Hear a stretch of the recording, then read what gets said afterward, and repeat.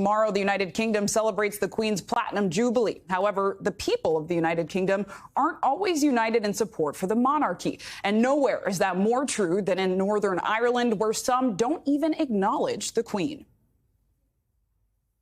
At HILLSBOROUGH Castle, the Queen's official residence in Northern Ireland, they are hanging the banners and setting the plates to celebrate Britain's longest reigning monarch. We have a 1950s-styled garden party.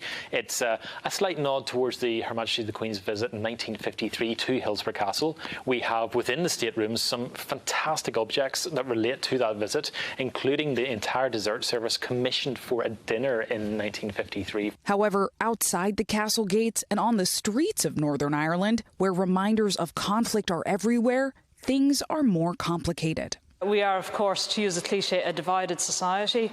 So those who identify as British and who wish to maintain the union between Great Britain and Northern Ireland and see themselves as subjects of the Queen, it's a very important day for them. The royal family and the symbolism of the Queen is an important part of their identity as unionists. But in May, for the first time in history, the Irish nationalist party Sinn Féin became the largest party in Northern Ireland's legislature. It all means organizing a party in the capital, Belfast, is a delicate affair. Belfast is going to celebrate that in a positive way.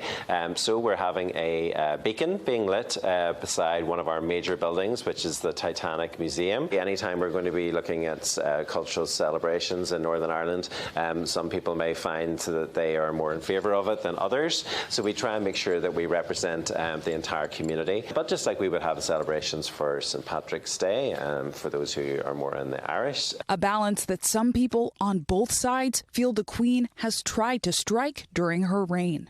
We're here in the Lyric Theatre on the banks of the River Lagan in Belfast, and here the Queen, on one of her visits to Northern Ireland, met and shook hands with the then Sinn Féin First Minister Martin McGuinness. He had a history as a leader of the IRA during the Troubles.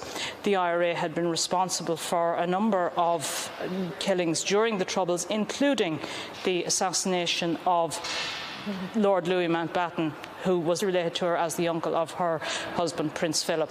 And to many from the Unionist and even from the British side, it would have been seen as the Queen making a significant gesture by agreeing to meet McGuinness.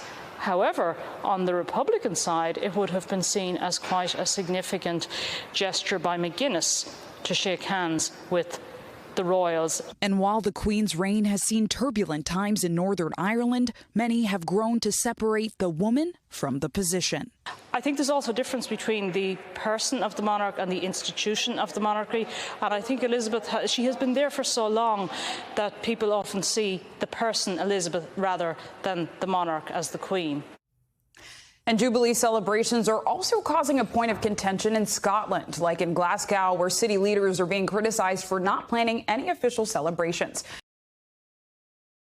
Thanks for watching our YouTube channel. Follow today's top stories and breaking news by downloading the NBC News app.